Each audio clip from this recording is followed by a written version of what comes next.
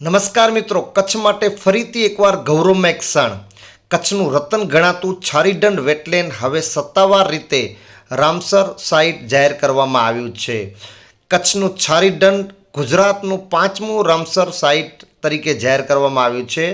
હવે જાણીએ Ramsar site એટલે શું. રામસર કન્વેન્શન એ વેટલેન્ડ જે ભીની જમીનો જેમ કે તળાવો, નદીઓ વગેરેના સંરક્ષણ અને તેમના ટકાઉ ઉપયોગી માટેની આંતરરાષ્ટ્રીય સંધિ છે. રામસર તેનું નામ ઈરાનના રામસર શહેરમાં 1971માં થયેલી કોન્ફરન્સ પરથી પડ્યું છે.